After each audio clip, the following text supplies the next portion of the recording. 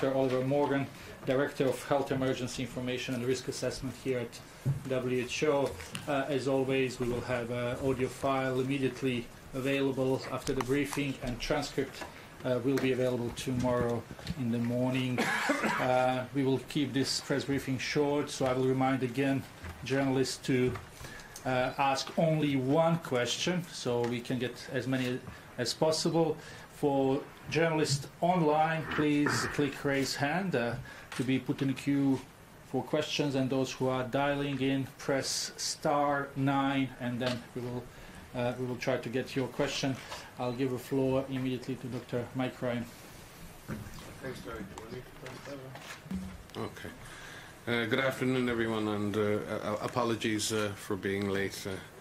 And apologies too from Dr. Tedros. He's just about to, I think, land in the Democratic Republic of Congo, where he's following up on important Ebola matters and meeting with President Tshisekedi and many others to look at the future post-Ebola of the health system in Congo. I'm sure you'll understand how important a task and a mission that is, given the last year and a half in Congo and the ongoing struggles in that country to deliver effective healthcare and reduce suffering and mortality from infectious diseases.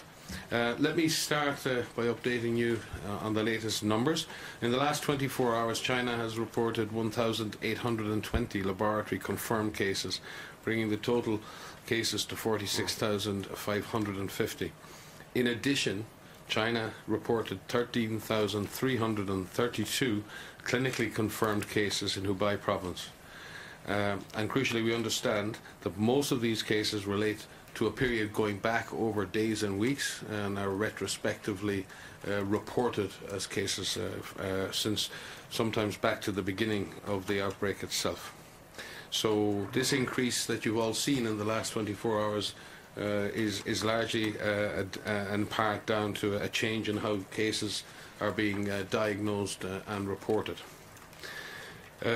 So in other words, in Hubei province only, a trained medical professional can now classify a suspected case of COVID-19 as a clinically confirmed case on the basis of chest imaging rather than having to have a laboratory confirmation.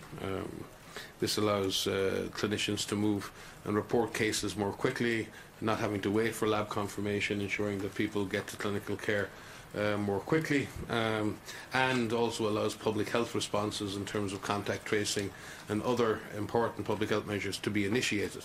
As you've noticed with suspect cases, there have been some backlogs in testing, and this is also going to help in ensuring that people get adequate care and that adequate public health measures can be taken. So we're not dealing from what we understand with a spike in cases of 14,000 on one day.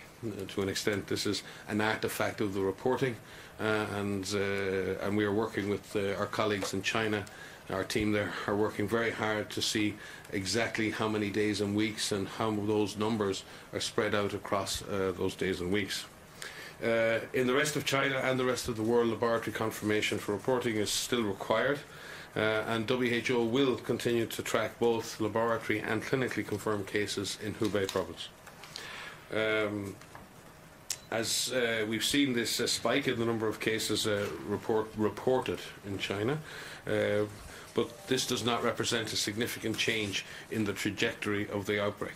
Outside China, there are 447 cases from 24 other countries, and now 2 deaths. In addition to the death in the Philippines, there is now 1 more death in Japan. We have said consistently that we need to be cautious when drawing conclusions from daily reported numbers. I think we were having that discussion yesterday, and I think the numbers today speak to that. We need to be very careful when interpreting any extremes, be it in incubation periods, be it in daily numbers. We must take all numbers into account. We must look at all numbers seriously, but we also must try and interpret what those numbers mean and not react directly to the number itself. The number of countries reporting cases has still not changed, and outside the cases on the Diamond Princess cruise ship, we're not seeing a dramatic increase in transmission outside China. And that is the current picture. We're still saying to governments around the world that we still have an opportunity to prepare for the potential spread of the virus.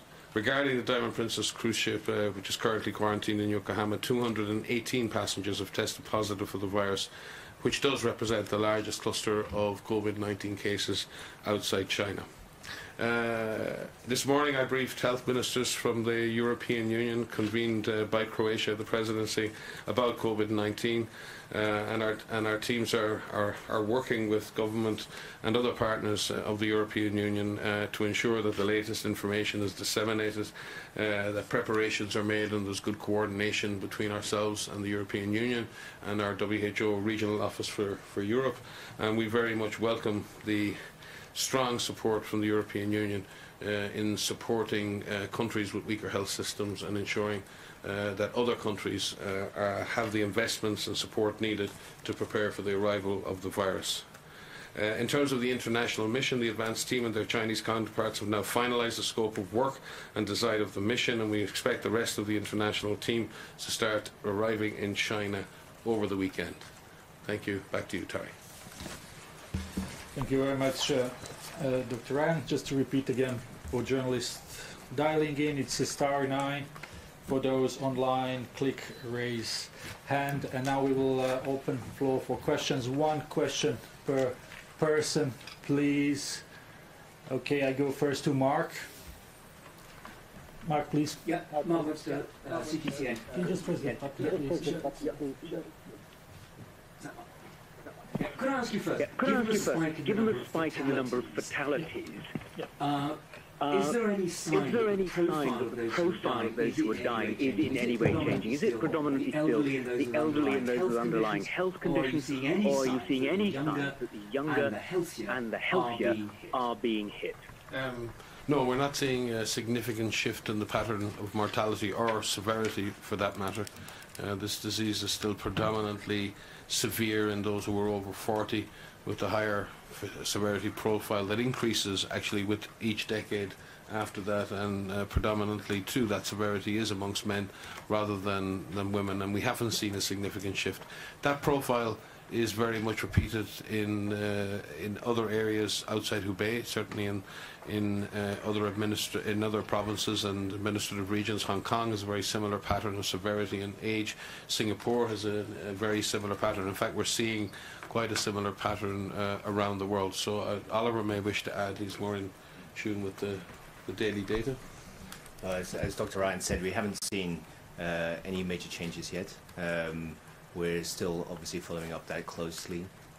As we have a larger number of deaths, we might see a few more deaths in the younger age groups, but it's still predominantly in the older age groups, older 60, 70, 80 years old. Yes, please, and sorry for yesterday. Thank you. Yang with Xinhua News Agency. There were 9 thematic areas at yesterday's forum. So which are the most pressing ones, and which research institutions are now doing what jobs exactly in this regard? We could have a whole press conference on that one. I think the thematic areas obviously range across. You've seen the areas, but the group really tried to focus in on what were the most urgent things, and in truly listening, first of all and foremost, to our frontline colleagues in China. What do you need most? What do you need in the front line? And frontline clinicians, frontline public health workers. And clearly the demands that are coming from them is better diagnostics that can be used in the front line, in emergency rooms, so we can make quicker decisions. And certainly that's an immediate need.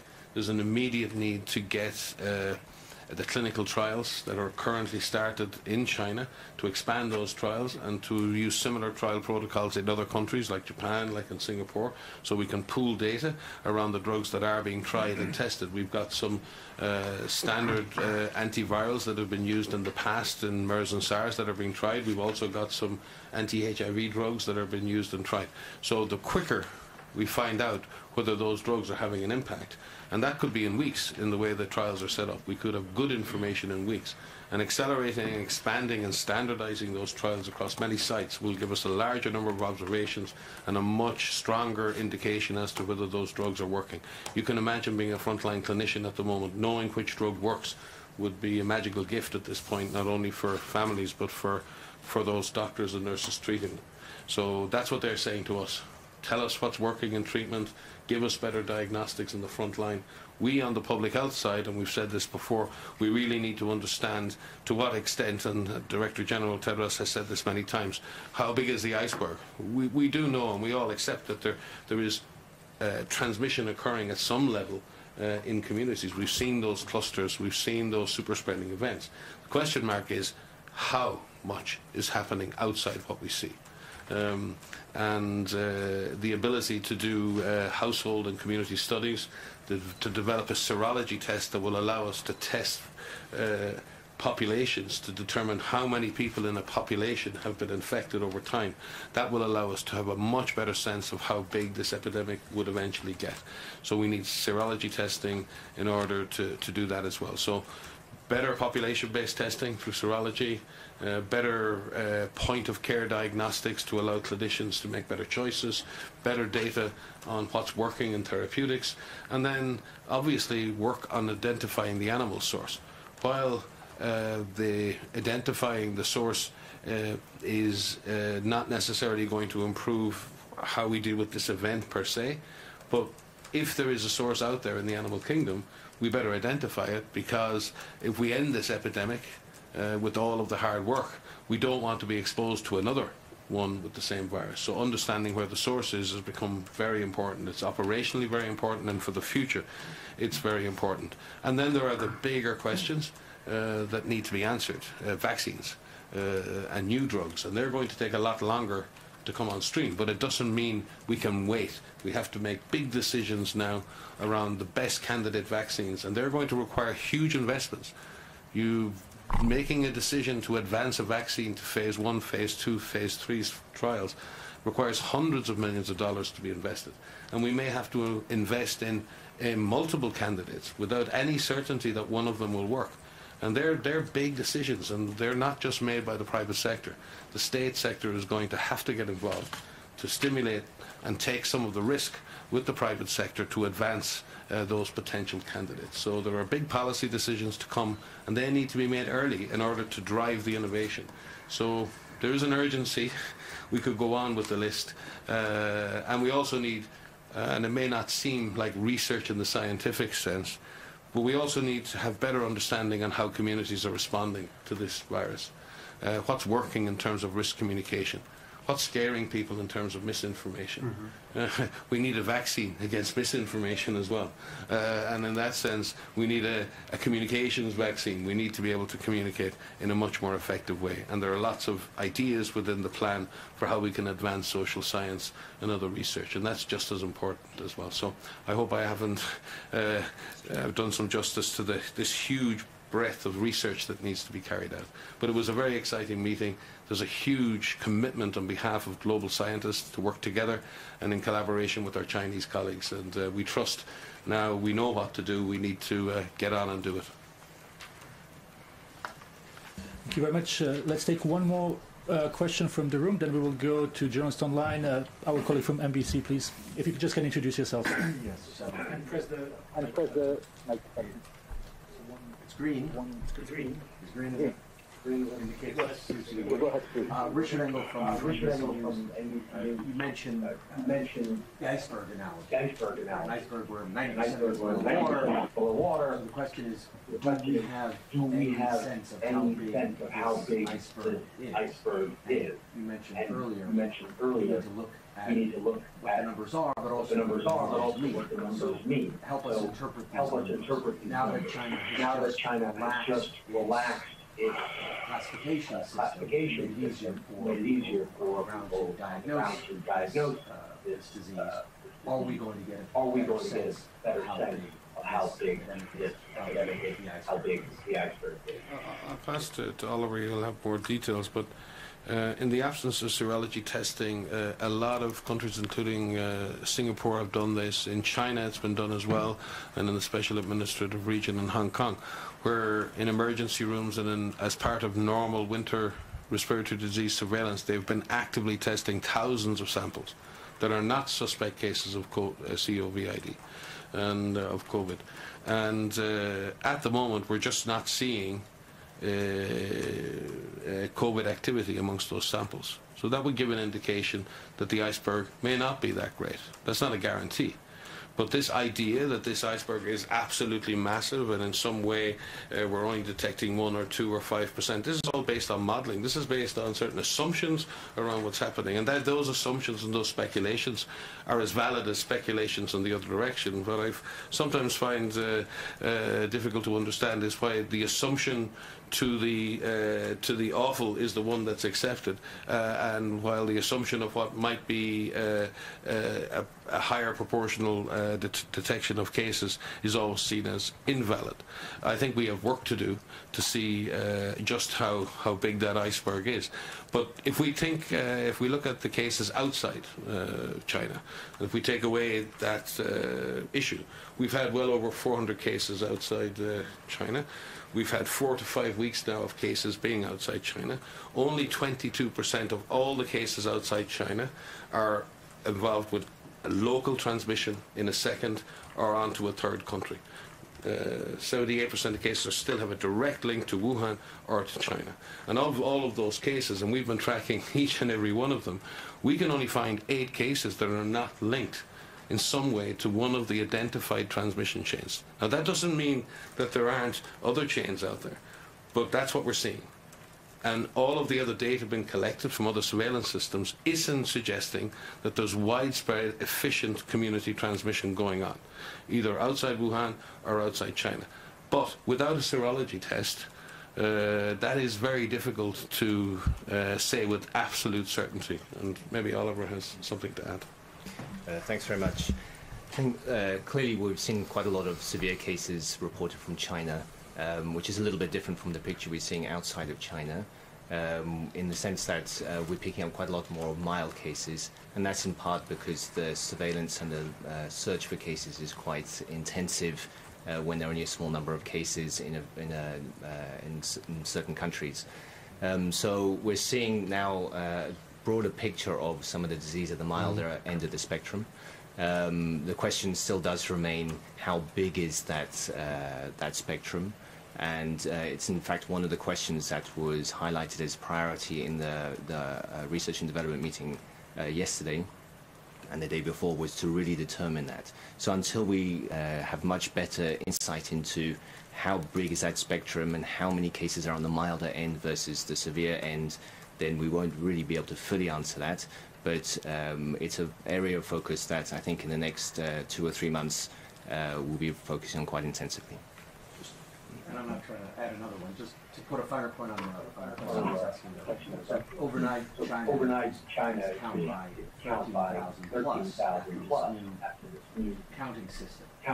Do you expect that to continue? Tomorrow we're going to have 13,000 more, and after that, what do you think they cost for one people? So these, to our understanding, these are not 13,000 new cases being added. These are a reclassification of suspect cases waiting for testing, but now have been defined as confirmed on their clinical basis alone. So we don't anticipate that there'll be another similar rises day in, day out, but we do anticipate that we'll have now both laboratory confirmed and clinically confirmed cases reported from Hubei. And this is just to reiterate that this is specifically for Hubei province, not for all of China. For the rest of China, the surveillance case definitions continue as previously, as they have been previous. And just to say, China is the only country systematically reporting suspect and confirmed cases to the World Health Organization. Thank you very much. So we will try to take a few questions from journalists online, and if we are ready, I will start with Kai Kupferschmidt from Science. Kai, can you hear us? Yes, thanks for letting me have the question. Mike, I'm curious, you talked about information that could scare people, and I'm just curious if you could comment on, the name of the virus, SARS-CoV-2, whether you feel that that's something that strikes the wrong note, and whether you will be using it as you communicate WHO. Excuse me, I didn't hear the first part. Were you referring to the name COVID-19?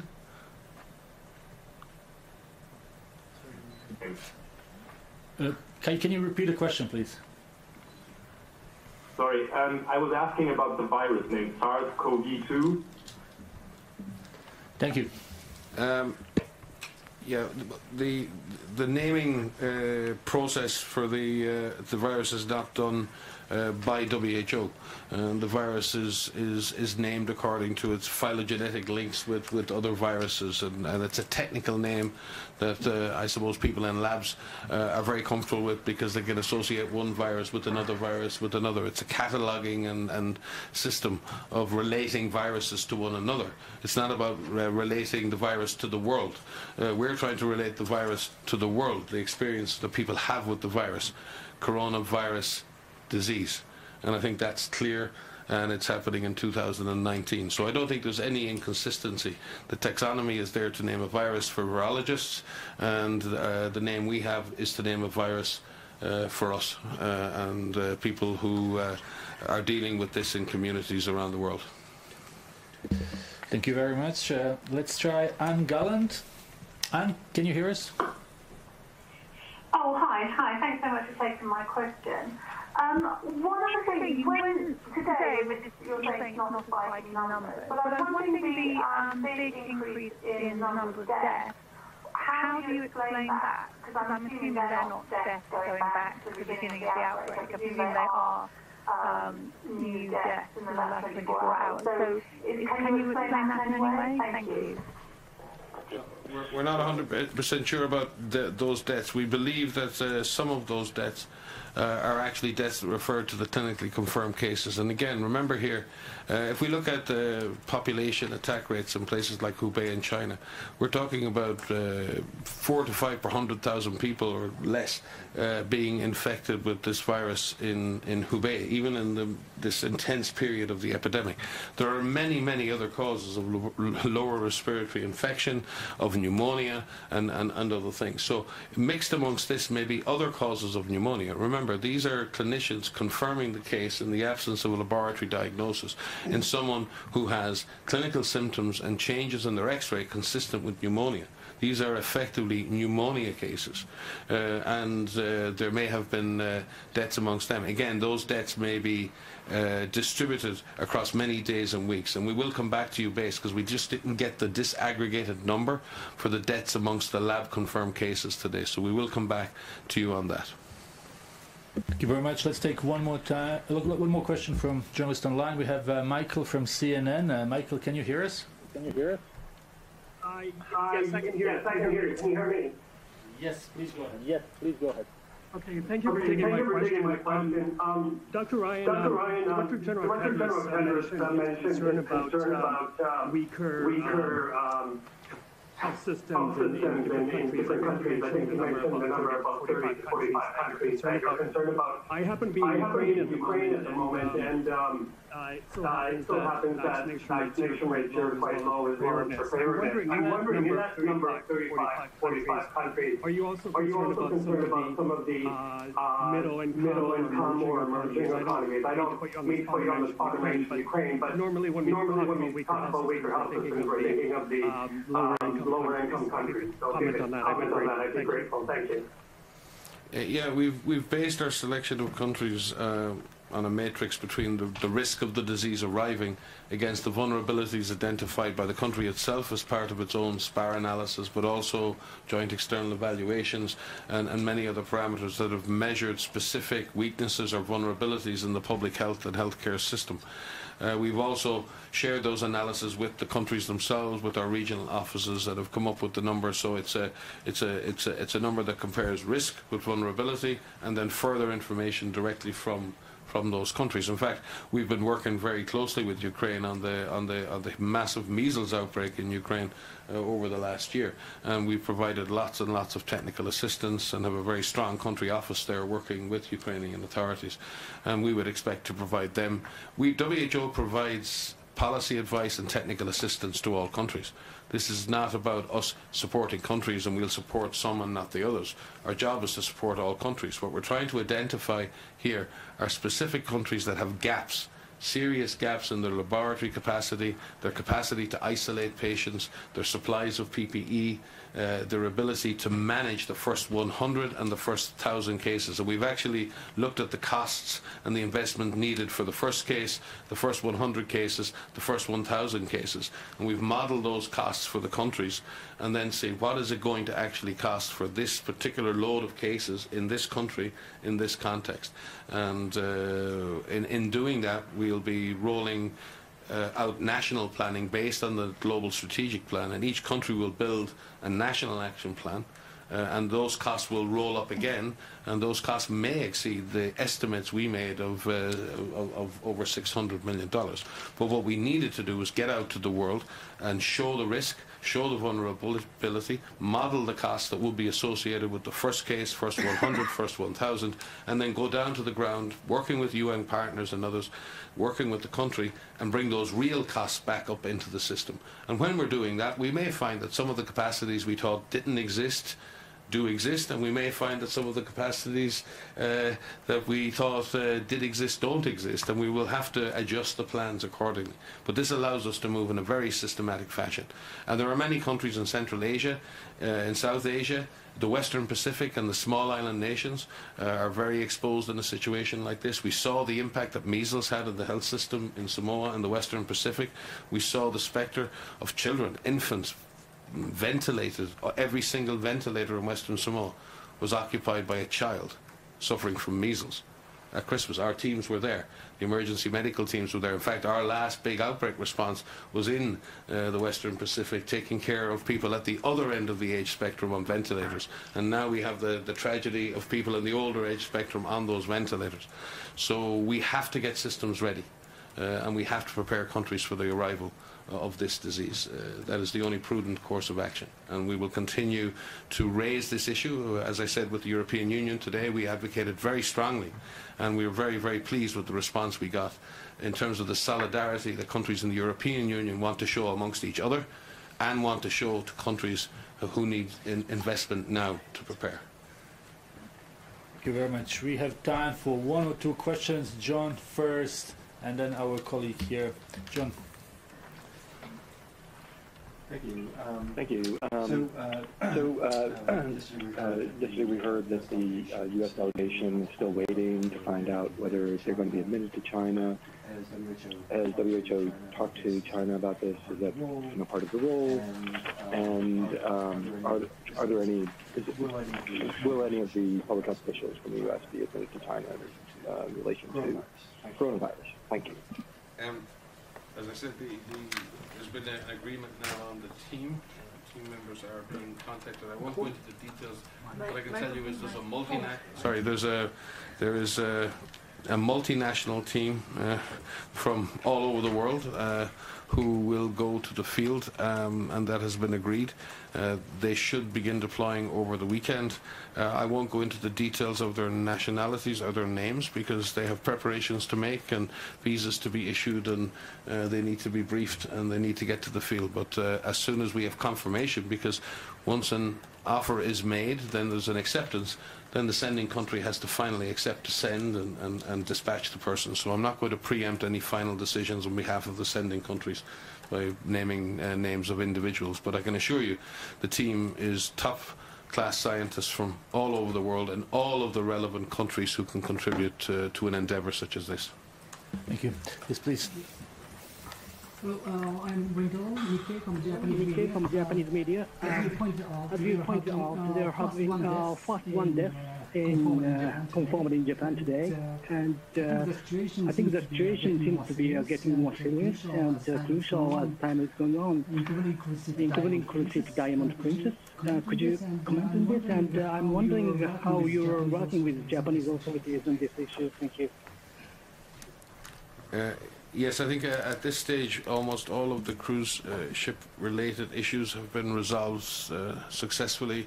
The other ship has docked in the Westerdam in Cambodia, and cruise doctors and others on the ship. There have been some people with very mild upper respiratory symptoms. They're currently been tested, and while those tests are being completed, all of the people remain on board. But that's been a purely precautionary measure at the moment, and we thank the government of Cambodia for hosting the Westerdam, and our colleagues at the IMO.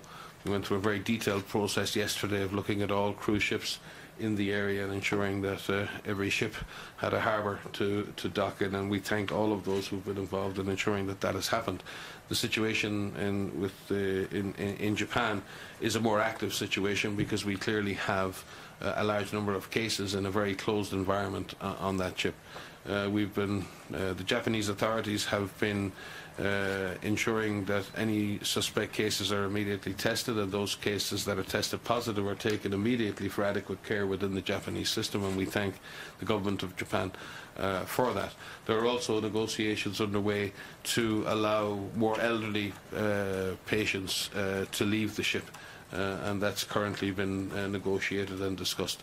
It's a difficult thing for anybody to live in a closed environment like that. It's particularly difficult for an elderly person to do so. So again, I won't go into the details, but we are working with Japan to try and get the most needy passengers off the ship, and we will have to work with Japan in the coming days to see if better and more appropriate arrangements can be made for the life support to the other people on that ship, and I'm sure we can come to a proper arrangement in order to take care of the welfare of people on the ship. Thank you very much. Dr. Ryan is awaited on a call right now, so we'll conclude with this. Thanks everyone watching us online, dialing in, or watching us at WHO Twitter account. Audio file will be sent in coming minutes, and we will have a transcript for next media briefing. We will inform you tomorrow morning. Thanks everyone, and have a nice day. You are muted. Thank you. That's what they do to me, you know? Just turn me on at the press conferences. They just mute me.